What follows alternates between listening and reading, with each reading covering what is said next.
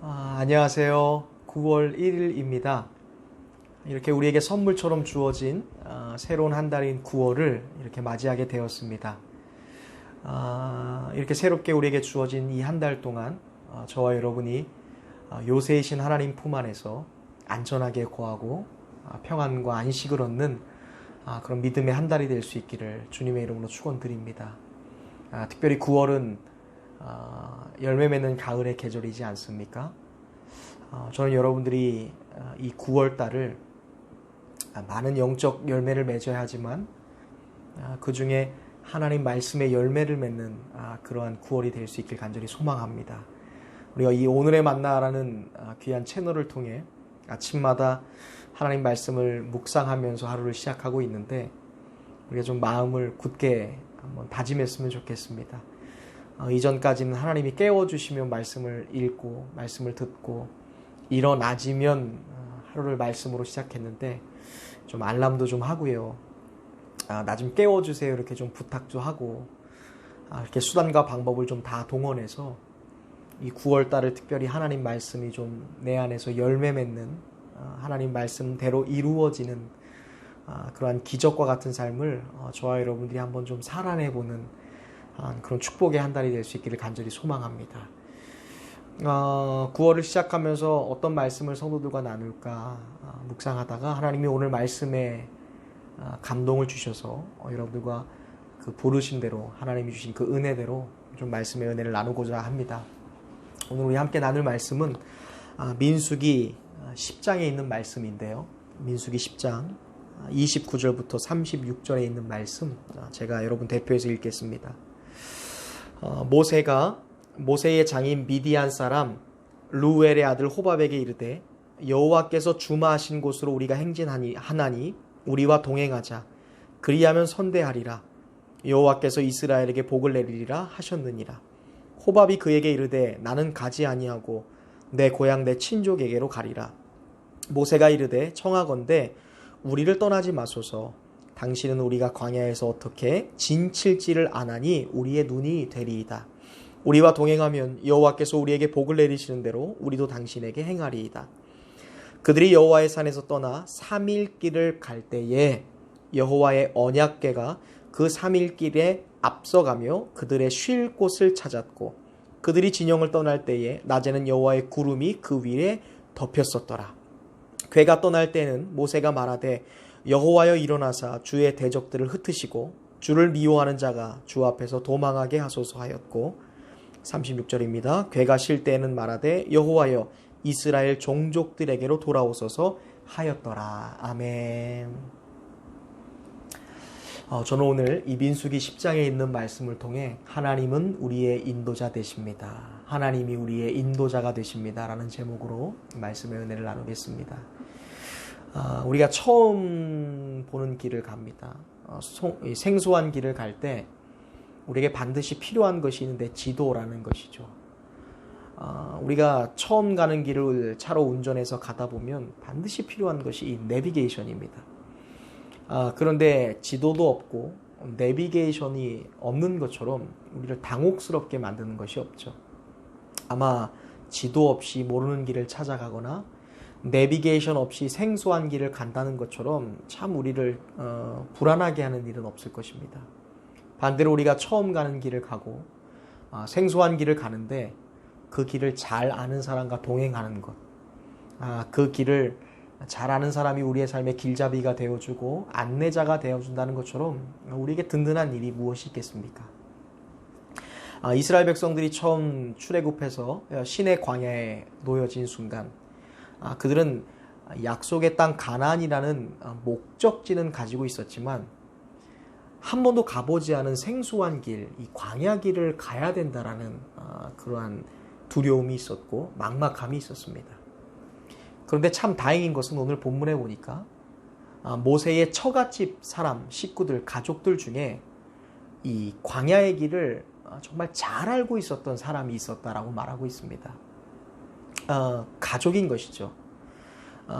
모세의 처갓집 사람들은 미디안 사람들 아닙니까? 미디안 광야에 살던 사람들이라 그의 가족들을 처갓집 사람들은 이 광야길에 헌했어요.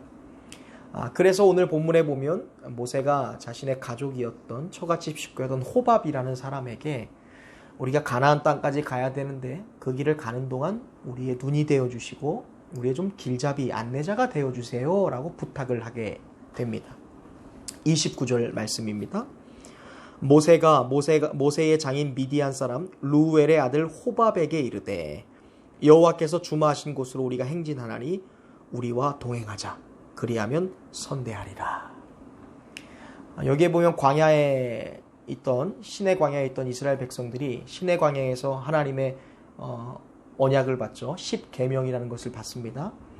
그리고 11개월 동안 이 시내 광야에 거하다가 드디어 처음으로 이스라엘 백성들이 가나안 땅까지 나아가는데 시내 광야를 통과해서 가나안 땅까지 가려면 초행길이고 생소한 길이니까 그 길을 안내할 수 있는 눈이 필요했습니다. 그래서 호밥이라는 가족에게 모세가 요청을 하죠. 하나님이 약속하신 땅까지 가는데 우리를 좀 안내해달라. 함께 해주면 우리가 선대하겠다라는 말을 합니다. 그런데 여기서 조금 다루어야 될 내용이 있어서 좀 짚고 넘어가겠습니다. 오늘 본문에 보면 루엘의 아들 호밥이라고 되어 있죠. 그러니까 호밥이라는 사람은 루엘의 아들입니다. 그런데 이 호밥이라는 사람이 사사기에 보면 사사기 4장 11절에 호밥이 모세의 장인이었다라고 되어 있어요. 그러면 오늘 본문에 나오는 이 호밥이라는 사람은 사사기에 의하면 모세의 장인이어야 되는 것이죠. 그러면 오늘 본문에 나오는 루엘이라는 사람은 모세에게 있어서는 장인의 아버지입니다. 할아버지입니다. 그런데 출애굽기 2장 18절에 보면 오늘 본문에서는 사사기에 의하면 호밥의 아버지였던 루엘이지 않습니까? 오늘 본문에 보면. 그리고 사사기에 보면 호밥은 모세의 아버지니까, 장인이니까. 그럼 루엘은 당연히 이 두 가지의 본문을 근거로 하면 루엘이라는 사람은 장인의 아버지니까 할아버지가 되는 것이죠. 근데 출애굽기 2장 18절에 보면 루엘이 모세의 장인이었다라고 나와요. 그러니까 여기서 좀 헷갈려요. 아니, 모세의 장인은 우리가 잘 알고 있는 미디안 제사장 이드로인데, 이드로가 호밥이라는 이름도 있고 루벤이라는 이름도 있나 보다, 루엘이라는 이름이 있나 보다. 그런데 오늘 본문에 보니까 루엘도 이드로 장인이고 사사기에 보면 호밥도 장인인데 오늘 본문에서 꼬여요, 이 호칭이. 루엘과 이드로와 호밥이 동일 인물일진데 오늘 본문에서는 루엘의 아들 호밥이라고 하는 거예요. 호칭이 막 꼬이기 시작합니다. 이것을 두고 오랜 세월 동안 신학자들이 많은 논쟁이 있었어요. 이게 용어상의 문제다. 번역하면서 이 장인이라는 단어랑 처남이라는 단어, 아들이라는 단어가 비슷하기 때문에 오역이 된 거다, 이렇게 얘기합니다. 근데 오늘 본문에는 어쨌든 루엘이라고 하면 출애굽기 2장에 의거하여 모세의 장인이었던 이드로의 또 다른 이름이지 않습니까? 그러니까 이드로의 아들 호밥이에요. 그래서 자기의 처남으로 기록이 되어 있는 거예요. 또 사사기에 가면 호밥이 장인이라고 되어 있으니까 이걸 장인이라고 해야 될지 처남이라고 해야 될지 아니면 뭐 이렇게 헷갈리는 거예요.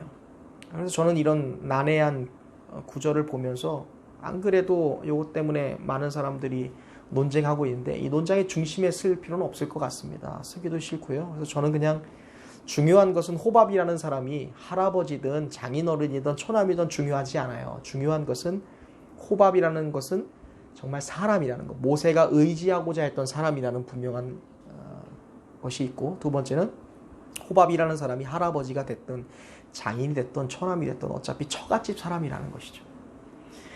이 분명한 진실을 마주한다면 지금 모세가 처음 가는 생소한 길을 가면서 이스라엘 백성들을 인도하기 위해서 그가 의지하고자 했던 사람은 가족이었고 처갓집 식구였던 호밥이라고 되어 있는 것이죠.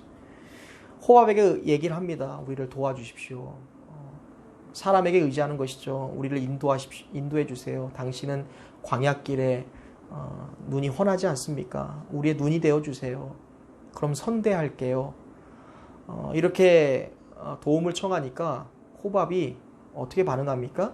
딱 잘라갖고 거절해요. 30절 말씀에 호밥이 그에게 이르되 나는 가지 아니할 것이다. 내 고향 내 친족에게로 가리라. 왜 이 간청에도 거부했을까? 호밥이 모세의 표현대로라면 광야를 잘 알지 않습니까? 아는 거예요. 뭘 알아요? 광야가 얼마나 험악한 곳인지 알아요. 낮에는 장렬하는 뜨거운 태양이 머리 위에서 하루 종일 이게 장렬한 태양이 뜨겁게 비추고 있습니다. 밤이 되면 살을 내는 추위가 찾아오는 것이죠.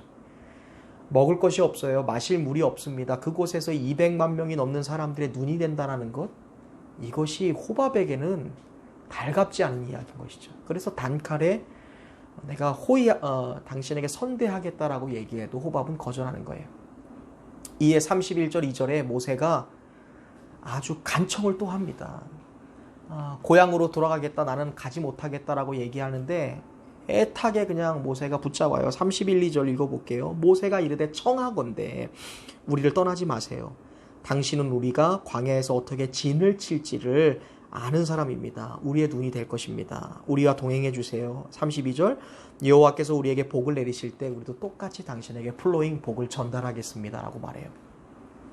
모세가 왜 이렇게 간청하고 있을까요? 왜 이렇게 애타게 호밥을 붙잡을까요? 그것은 호밥처럼 광야길을 잘 아는 사람이 없다라고 모세가 생각했기 때문에 그래요. 우리는 지금 이스라엘의 영도자인 모세가 사람을 의지하고 사람을 바라보고 있는 것을 보게 됩니다.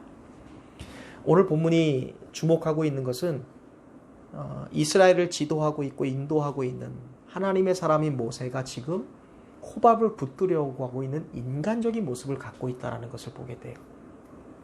모세는 분명한 하나님의 사람이고 위대한 지도자였습니다. 그러나 그도 결국 우리와 마찬가지로 연약한 사람이었다라는 것을 말씀하고 있죠. 성경은 사람을 의지하려고 하는 모세의 모습을 보여줌으로써 그가 우리와 동일한 성정, 마음과 상태를 가진 사람인 것이고, 이후로 그가 경험했던 일들이 똑같이 우리에게 어떻게 경험되어질 수 있고 그에게 나타날 일들이 어떻게 우리에게 나타나고 있는지 우리와 동일시하는 것을 보게 됩니다. 그 다음 이야기를 좀 볼게요. 그런데 오늘 우리가 이 10장 이전에 있는 앞선 민수기 9장 말씀을 보면 하나님이 이스라엘 백성들을 인도하시면서 또 모세에게 시내산에서 하나님의 율법을 주시면서 10계명을 주시면서 약속의 땅 가나안까지 이스라엘 백성들을 어떻게 인도할 것인지를 하나님이 모세에게 분명히 말씀해 주셨어요.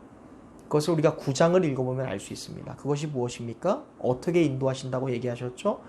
바로 구름이었어요. 하나님의 성전 성막에서 구름이 떠오릅니다. 그러면 이스라엘 백성들은 그 구름대로 떠나면 되는 거예요. 그리고 그 구름이 어느 일정한 곳에 머무르면 그 자리에 머무르는 거예요. 구름이 뜨고 구름이 머무르는 것을 통해 하나님이 이스라엘 백성들을 어떻게 인도하실 것인지를 민수기 9장에서 말씀했어요. 정확한 인도하심이죠. 가장 확실한 내비게이션입니다. 흔들리지 않는 지도예요. 하나님이 직접 말씀해 주신 인도하심입니다.